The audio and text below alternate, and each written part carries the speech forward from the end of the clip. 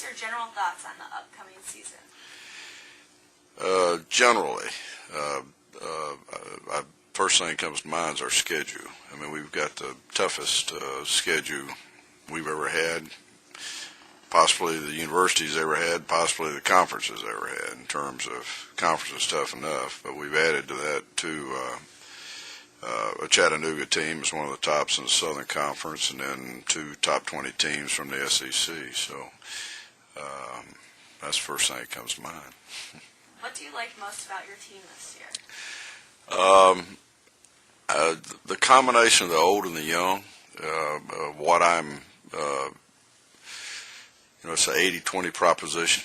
I mean, 20% of our guys have got to create a standard and performance expectations for a really young core. It's about 80% of our football team.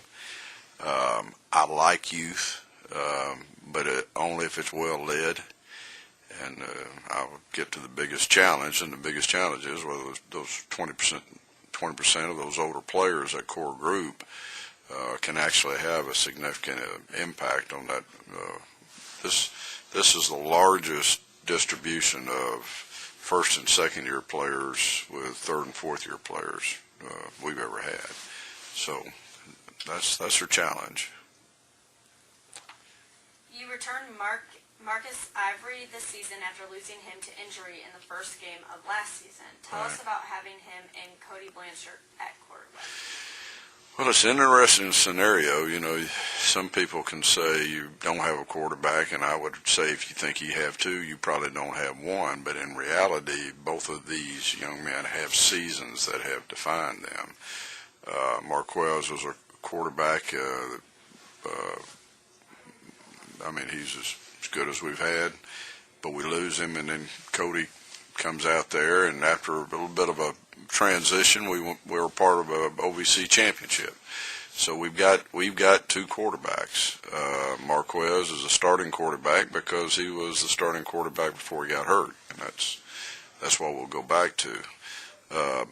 I'm going to put Cody in the third series, and then we're going to win the game, and it just goes where it goes. Now, Cody doesn't get back from the Cape Cod Baseball League till August 17th. He'll be working early just within a package of offense instead of having had all the preparation time that Marquez would have had. But he's going to be drafted, and he's a professional baseball player. So that's what we got.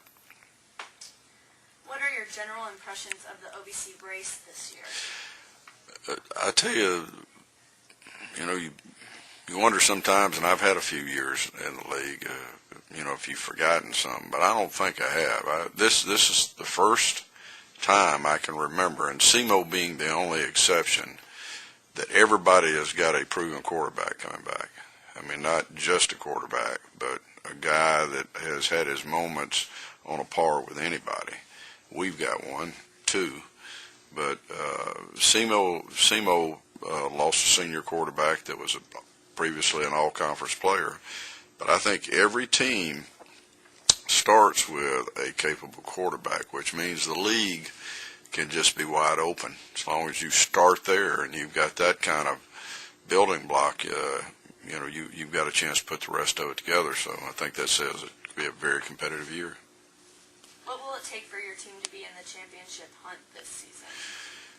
Well, we got the beginnings of a good running football team, and if we can defend the run, then I think that will put us in the race. But when it comes to winning the race, just what I just said, when you got a league full of competent quarterbacks, it's who's going to have the best pass defense.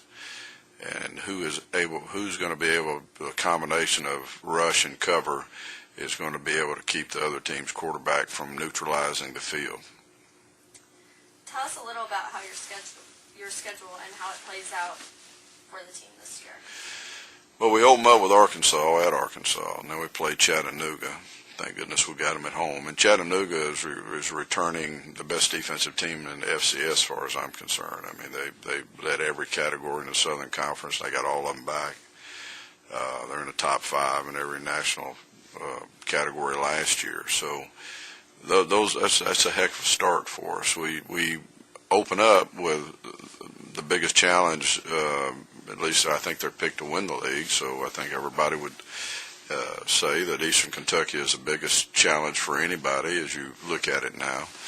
And we play them third. That's how we open up our conference schedule. So the idea about being challenged by the schedule is not hidden inside the schedule. It's right there looking us 1, 2, 3. And I think we'll either survive it or make ourselves equal to it. But in some way, we will be affected by those first 3 football games. All right, thanks, Coach.